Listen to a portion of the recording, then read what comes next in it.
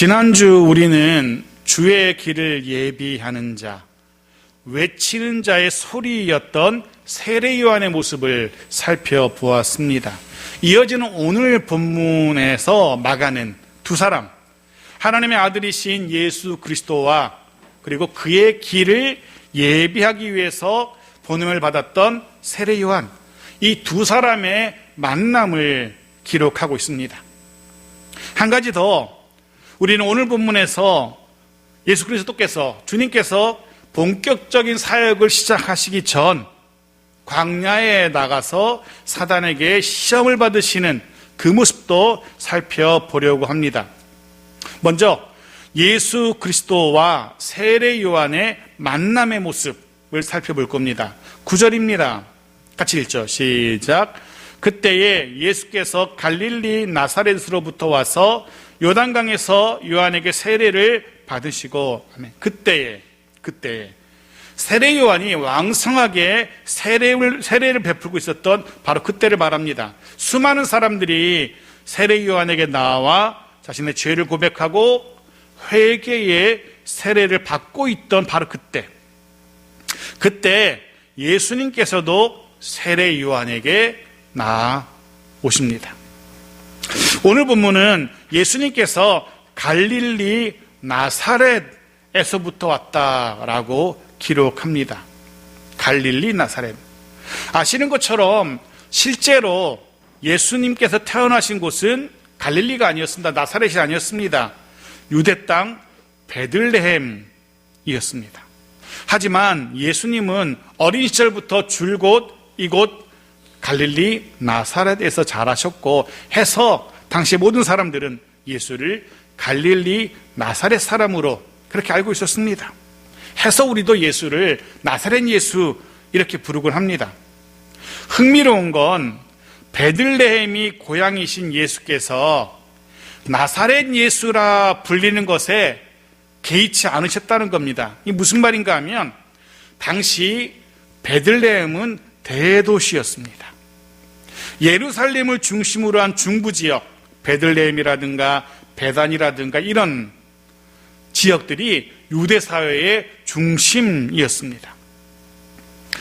이 지역이 교육이면 교육, 문화면 문화, 무엇 하나 부족함이 없이 다 갖추어진, 오늘날로 말하면 도로도 잘 발달되어 있고 상권도 잘 발달되어 있어서 집값도 엄청 비싼, 좋은 학교도 많고 이런 지역, 그런 지역이 바로 베들레헴, 예루살렘, 베다니 이런 곳이었습니다. 유대의 중심지였던 겁니다. 반면 저 북쪽 마을 갈릴리, 그 중에 나사렛은 외진 곳이었습니다.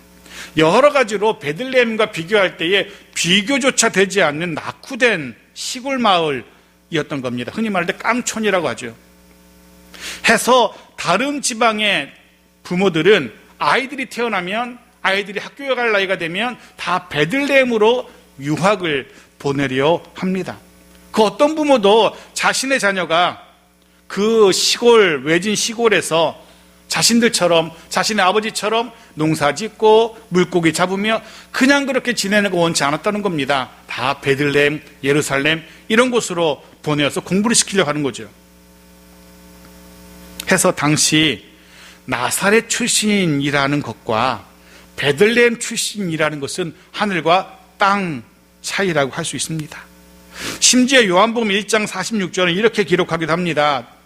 나다나엘이 이르되 나사렛에서 무슨 선한 것이 날 수 있느냐, 나사렛에서 무슨 선한 것이 날 수 있느냐, 이해가 되실 겁니다. 나사렛 출신이라고 하면 일단 무시하고 들어가는 겁니다. 얕잡아 보고 낮추어 보는 겁니다. 그렇다면 사실 베들레헴 출신이신 예수님입니다. 얼마든지 자신이 나사렛 출신이 아니라 무시당할 그런 출신이 아니라 베들레헴 대도시 출신이라고 얼마든지 호적 등본이도 이런 거 내놓고 정정하실 수도 있으셨을 겁니다. 하지만 주님은 그러시지 않으셨습니다. 오히려 나사렛 출신, 나사렛 예수라고 불리는 것을 오히려 더 기뻐하셨습니다. 이유가 무엇일까? 예수 그리스도는 낮은 곳에 거하시기 위해서 이 땅에 오셨기 때문입니다. 낮은 자, 무시당하는 자, 소외된 자, 이들과 함께 하시기 위해서 이 땅에 오셨기 때문에 주님은 낮고 낮은 곳에 거하시기 위해서 이 땅에 오신 낮은 자의 하나님이셨습니다. 상처 입은 자, 소외된 자, 무시당하는 자, 외로운 자, 소망 없는 자를 찾아오셨고 그들과 함께 하시며 위로하시고 새 소망 주기 위해서 이 땅에 오신 낮은 자의 하나님이셨습니다. 해서 기꺼이 나사렛 예수라 불리시기를 마다하지 않으셨던 겁니다. 해서 그런 깨달음을 갖게 됩니다. 그런 낮고 낮은 우리를 기억하시고 우리에게 오신 주님이시기에 그렇다면 그런 주님을 닮기 원하는, 닮아가기 원하는 우리 그리스도인들이라면 우리 역시 또 다른 낮은 자, 소외된 자를 기억할 수 있어야 할 겁니다. 우리 역시 또 다른 낮은 자와 함께 할 수 있어야 합니다. 그렇게 낮은 자를 돌아보고 함께 할 수 있는, 그들과 함께 할 수 있는 그런 우리 창성의 공동체이기를 소원합니다. 좀 더 구체적으로 생각해 봅니다. 지금은 두 곳의 선교지와 두 곳의 지역 공동체만을 돕고 있습니다. 바라기는 더 많은 선교지와 더 많은 지역의 공동체를 섬기고 도울 수 있게 되어지기를 소원하며 기도합니다. 네, 나사렛 예수가 세례 요한에게 세례를 받기 위해서 오시고 세례를 받으십니다. 근데 기억하시는지요? 지난주 우리는 세례 요한의 세례가 죄 씻음의 세례, 회개의 세례라는 사실을 확인했습니다.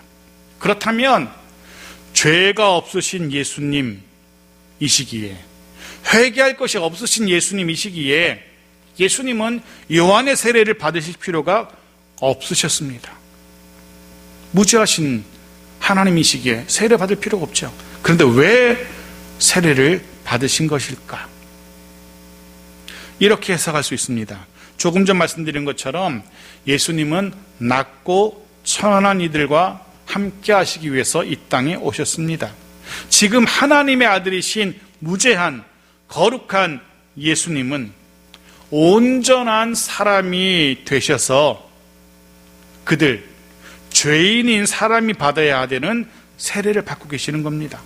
온전한 사람이 되셔야 그 사람의 죄도 대신할 수 있기 때문입니다. 신학적인 용어로 동일시라고 합니다. 지금 예수님은 요한의 세례를 통해서 장차 자신이 구원해야 할 죄인과 자신을 동일시하고 계신 겁니다. 그래서 세례를 받고 계시는 겁니다. 본문을 계속 봅시다. 10절입니다. 10절 같이 읽죠. 시작. 곧 문에서 올라오실새 하늘이 갈라짐과 성령이 비둘기같이 자기에게 내려오심을 보시더니, 마가는 세례 받으신 직후의 장면을 이렇게 두 가지로 묘사합니다. 첫째, 하늘이 갈라졌다는 겁니다. 하늘이 갈라졌다. 하늘이 갈라졌다라는 이 표현은 하늘의 문이 열렸다라는 그런 의미의 표현입니다. 사실 하늘이 어떻게 갈라졌는지, 어떻게 열렸는지 아무도 모릅니다. 또 한 가지 생각해 볼 수 있는 것은, 이 표현은 구약에서는 하늘이 갈라졌다는 이 표현은 하나님의 특별한 계시가 있을 때 사용되는 표현이기도 했습니다. 이사야 64장 1절 제가 읽어드릴게요. 이사야 64장 1절인데요. 이렇게 되어 있습니다. 원하건대 주는 하늘을 가르고 강림하시고 주 앞에서 신들이 진동하기를. 원하건대 주는 하늘을 가르고 강림하시고, 하늘을 가르고 강림하시는 여호와 하나님을 묘사합니다. 네, 하늘의 갈라짐은 하나님의 임재를 의미했던 겁니다. 하늘의 갈라짐은 하나님의 임재를 의미합니다. 또 한 것 더 보겠습니다. 에스겔서 1장 1절을 제가 읽어드립니다. 에스겔 1장 1절입니다. 30째 해 넷째 달 초닷새에 내가 그발 강가 사로잡힌 자 중에 있을 때에 하늘이 열리며 하나님의 모습이 내게 보이더니, 하늘이 열리며 하나님의 모습이 내게 보이더니, 네, 하늘의 열림 역시 하나님의 임재와 하나님의 말씀하신 계시의 임함을 의미합니다. 분명한 사실은 지난 400년 동안 이 땅을 향해 침묵하셨던, 이 땅의 백성들을 철저하게 외면하셨던 여호와 하나님이십니다. 그런 하나님이 세례 요한을 통하여서 드디어 말씀하시기 시작하셨고, 지난 시간 살펴봤죠. 그리고 동시에 예수께서 세례를 받으신 직후 드디어 하늘 문을 여시고 이 땅을 돌아보시기 시작하신 겁니다. 이건 단지 문 뒤에서 말씀만 전하는 것이 아니라 문을 활짝 여시고 직접 하나님의 눈으로 이 땅의 백성을 살펴보시기 시작하신 거라는 겁니다. 민수기 6장 25절 26절은 이렇게 기록합니다. 여호와는 그의 얼굴을 내게 비추사 은혜 베푸시기를 원하며 여호와는 그 얼굴을 내게로 향하여 드사 평강 주시기를 원하노라. 아멘. 철저하게 외면하셨던 하나님, 이스라엘을 돌아보지 않으셨던 하나님께서 세례 요한을 통하여서 말씀을 전하셨고, 이제는 예수님을 통하여서 문을 활짝 여시고 이스라엘 백성들에게 얼굴을 비추고 계십니다. 그 얼굴을 이스라엘을 향하여 드시고 이제는 그 백성을 돌보시기 시작하시는 겁니다. 사랑하는 성도 여러분, 여호와 하나님께서 저와 여러분의 인생을 돌아보시기를, 우리의 가정과 일터, 우리의 공동체를 돌아보시기를 축복합니다. 여호와께서 그의 얼굴을 우리에게로 향하여 두시고 은혜 베푸시기를, 평강 주시기를 주의 이름으로 축복합니다. 둘째, 마가는 예수님께서 세례받으신 후 성령이 비둘기같이 예수에게 내려오셨다라고 기록합니다. 성령이 비둘기같이 내려오셨다라고. 정말 성령이 비둘기의 모습으로 날개를 퍼덕거리며 예수에게 그 어깨에 임하신 것인지 그 머리에 임하신 것인지 어떤지 잘 모릅니다. 아마도 진짜 비둘기의 모습으로 임하신 건 아닌 듯 합니다. 그저 성령의 임재를 의미하는 당시 유대 문학적인 표현이 아닌가라는 생각이 듭니다. 분명한 건 이 두 가지, 하늘이 열리고 성령이 임하신 이 사건이 동시적인 그런 사건이었다는 것이고, 400년 만에 하늘이 열리고 드디어 성령 하나님이 이 땅에 내려오신 겁니다. 그것도 정확하게 예수 그리스도 위에 임하신 겁니다. 그리고 그 열린 하늘로부터 소리도 들립니다. 어떤 소리입니까? 11절 말씀 같이 읽어볼까요? 시작. 하늘로부터 소리가 나기를 너는 내 사랑하는 아들이라 내가 너를 기뻐하노라 하시니라. 아멘. 드디어 더 직접적인, 이제 세례 요한을 통한 어떤 사람을 통한 소리가 아니라 직접적인 하나님의 음성이 들린 겁니다. 세례 요한이라는 사람을 통해서가 아니라 여호와 하나님께서 직접 말씀하시기 시작하신 것입니다. 정말로 실로 400년 만이었습니다. 400년 만에 하나님의 음성이 이 땅에 들린 겁니다. 엄청난 사건인 거죠. 정말 중요한 사건입니다. 그리고 400년 만에 말씀하시는 그 말씀의 내용 역시 모두가 주목해야 되는, 이 땅의 지금 백성들, 우리들 역시 어떤 말씀인지 주목해야만 하는 그런 중요한 내용일 겁니다. 그런데 그곳에 있었던 모든 사람들이 이 하나님의 음성을 들었던 것은 아닌 듯합니다. 분명 세례 요한 주변에 세례받기 위해 수많은 사람들이 모여 있었겠지만 그들이 모두 다 하나님의 음성을 들었던 건 아닙니다. 요한복음은 세례 요한이 그 소리를 들었다라고 기록하고 있어요. 그래서 적어도 세례 요한은 하나님의 음성을 들었던 것 같습니다. 그리고 예수님이 그 소리를, 하나님의 음성을 듣습니다. 나머지 사람들이 들었는지 안 들었는지 확실치 않지만 아마도 듣지 못했지 않을까라는 짐작을 합니다. 중요한 건 그 말씀의 내용입니다. 이 땅에 임하신 하나님의 말씀, 그것이 내용이 무엇인지 이게 중요하죠. 내용은 예수님에 관한, 예수님의 정체성에 관한 말씀이었습니다. 하나님의 사랑하는 아들, 하나님이 사랑하시는 아들이라는 그런 말씀이었습니다. 또 그는 하나님이 기뻐하시는 아들이라는 말씀이었습니다. 사랑하시고 기뻐하시는 아들. 이후 예수님은 이 정체성에 맞는, 즉 예수님은 이후로 하나님께서 사랑하시고 기뻐하시는 그런 아들의 자격으로 이후에 모든 사역을 감당하시게 되죠. 이후 예수님도 이렇게 고백하십니다. 요한복음 5장 19절입니다. 요한복음 5장 19절 제가 읽어드립니다. 내가 진실로 진실로 너에게 이르노니 아들이 아버지께서 하시는 일을 보지 않고는 아무것도 스스로 할 수 없나니 아버지께서 행하시는 그것을 아들도 그와 같이 행하느니라. 아멘. 그렇습니다. 철저하게 하나님의 아들답게, 그것도 철저하게 하나님께서 사랑하시는 아들로, 하나님께서 기뻐하시는 아들답게 말씀하시고 행동하셨다라는 그런 예수님의 자기 고백인 겁니다. 사랑하는 성도 여러분, 아주 중요한 포인트입니다. 우리 역시 그렇게 고백할 수 있어야 됩니다. 우리 역시 그렇게 하나님의 사랑받는 자녀답게, 하나님께서 기뻐하시는 자녀답게 생각하고 말하고 행동할 수 있어야 된다는 겁니다. 하나님께 사랑을 받으며 하나님께 기쁨을 드리며 그런 우리의, 저 여러분의 삶이기를, 그런 저와 여러분의 가정이기를 주의 이름으로 축복합니다.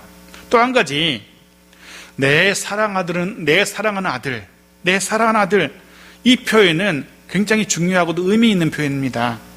그 당시 유대 문화권에서 왕이 그의 아들에게 왕위를 물려줄 때 하는 그런 표현이었습니다. 즉 왕의 즉위를 나타내는, 표현하는 그런 표현이었던 겁니다.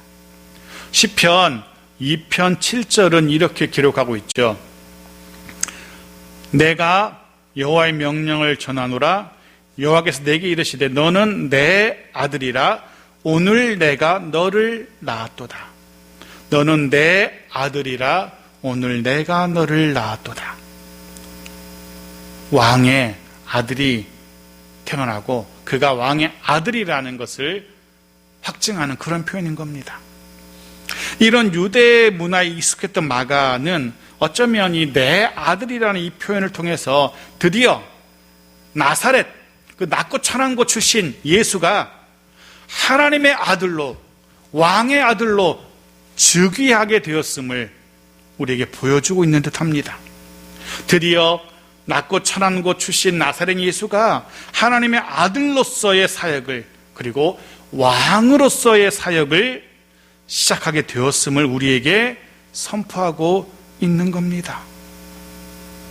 해서 이후로 예수는 왕의 권위로, 왕으로 즉위했으니까 이제는 왕의 권위로 그의 사역을, 이 땅의 사역을 하시게 될 겁니다. 그 왕의 권위로 귀신도 쫓고, 그 왕의 권위로 병자도 고치시고, 그 왕의 권위로 하나님의 말씀을 선포하시는 겁니다. 또 하나 기억할 것은 이 땅을 살아가는 저와 여러분 역시 왕의 자녀들이라는 사실 우리가 기억해야만 됩니다. 우리도, 저와 여러분도 왕의 자녀답게 살아야 됩니다. 늘 자부심을 가지고 살아야 됩니다. 어깨 펴고 주눅들지 말아야 됩니다. 당당하게 이 땅 앞에 설 수 있어야 됩니다. 왜? 저와 여러분은 왕이신 하나님의 자녀들이기 때문에, 왕의 자녀들이기 때문에 그렇습니다. 세례 요한에게 세례를 받으신 이 사건은 단지 세례를 받으셨다는 이 사실을 전하는 것에 그치지 않습니다. 이 세례를 출발로 기점으로 하여 드디어 하나님의 아들로서 사역을, 그것도 왕의 권위를 가지고 시작하게 되었음을 마가가 지금 선포하고 있는 겁니다. 그런데 오늘 본문은 그렇게 하나님의 아들로서 왕의 권위를 가지고 사역을 시작하시기 전에 한 가지가 더 필요했음을 우리에게 보여줍니다. 뭡니까? 12절 말씀 보십시오. 같이 읽죠. 시작. 성령이 곧 예수를 광야로 몰아내신지라. 비둘기같이 예수에게 임하셨던 그 성령이 돌연 예수를 광야로 몰아내십니다. 우리는 광야가 어떤 곳인지 이미 보았습니다. 황폐한 곳이고 척박한 곳입니다. 의지할 곳 없는, 의지할 리가 없는 외로운 곳입니다. 성령께서 그런 곳으로 하나님의 아들이신 예수를, 왕의 권위를 가지신 그분을 몰아내신 겁니다. 이유가 무엇일까? 13절은 이렇게 기록하죠. 13절 같이 읽죠. 시작.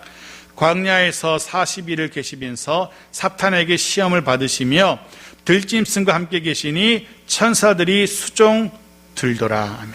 사탄에게 시험을 받으시게 하려고 광야로 몰아가신 겁니다. 그것도 하루 이틀 걸리는 시험이 아니라 무려 40일 동안이나 이어지는 그런 시험이었습니다. 먼저 이 40일이라는 시간을 좀 살펴봐야 됩니다. 왜냐하면 유대 문화권에서 이 40일이라는 수는 의미가 있는 수이기 때문에 그렇습니다. 첫 번째, 4라는 수는 땅의 수입니다. 땅의 수. 우리나라에서도 4는 좋지 않은 수로 여겨졌는데 유대 문화권에서 역시 4는 땅에 속한 땅의 수로 여겨졌습니다. 그리고 10이라는 숫자는 하늘의 수, 완전수로 10, 하늘의 수를 의미합니다.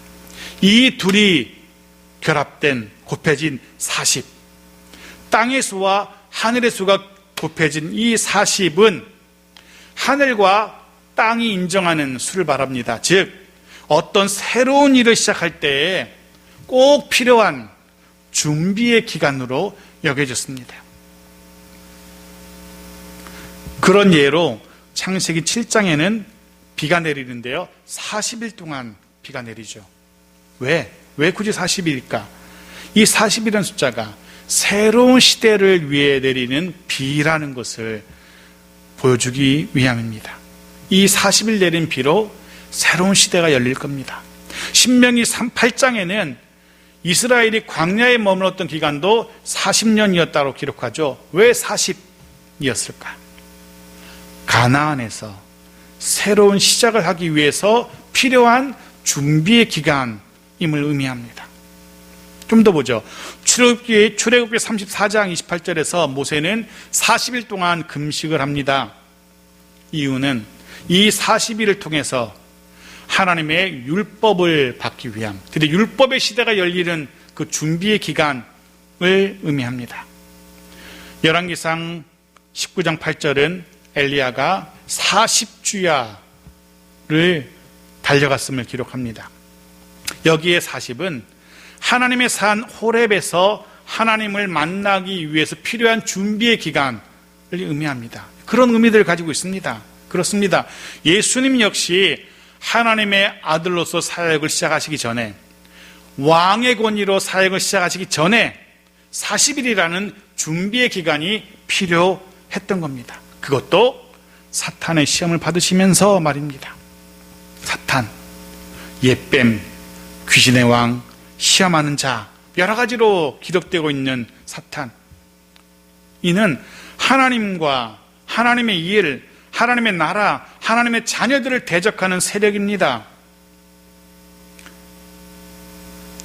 그가 의지할 리 없는 광야에서 예수를 공격합니다. 시험합니다.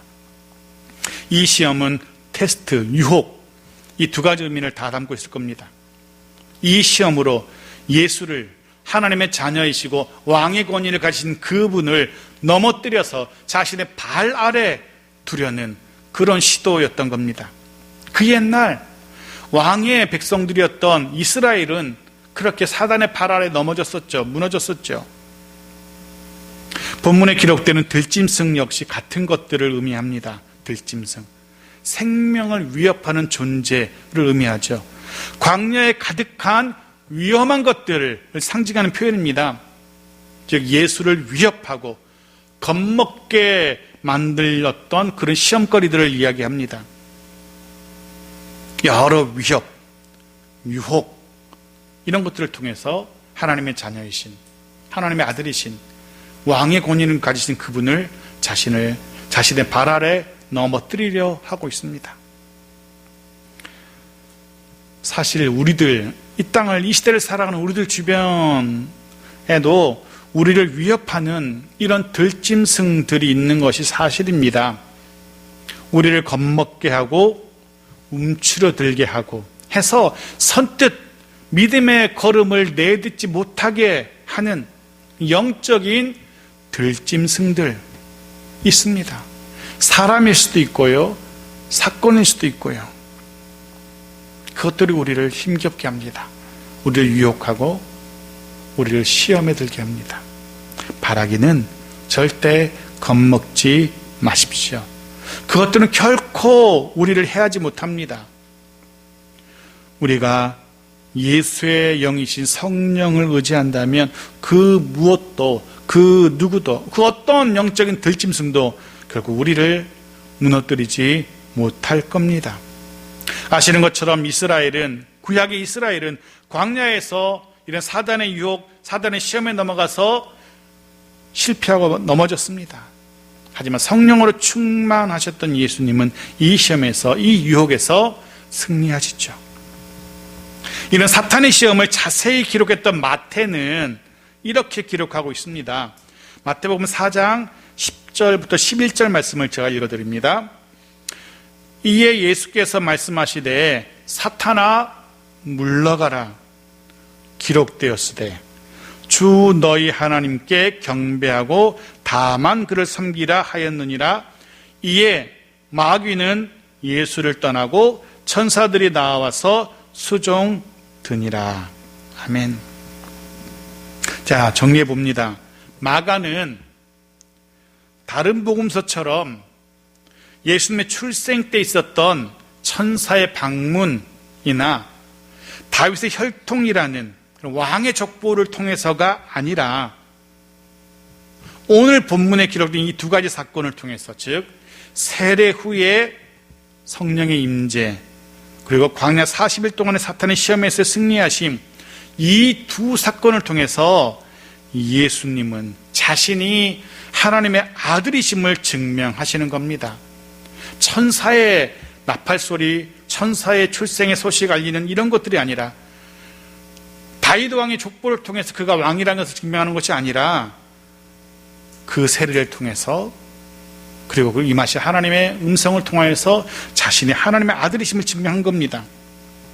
이 두 사건을 통해서 메시아로서 이 땅에 오신 왕이신 하나님의 아들이심을 주님은 스스로 증명하신 겁니다. 세례받으심과 시험받으심을 통해서.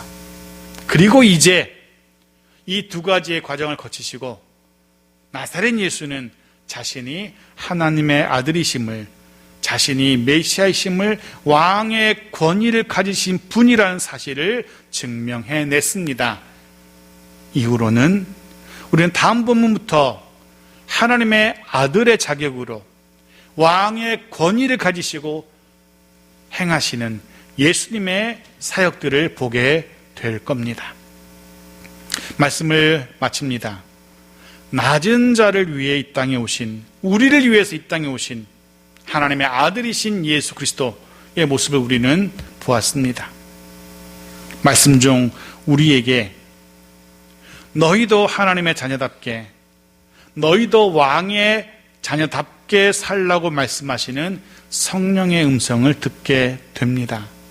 너희도 광야의 시험, 들짐승의 위협을 당하게 될 때 두려워하지 말라고, 내가 돕겠노라 라고 말씀하시는 성령의 음성을 우리도 듣게 됩니다.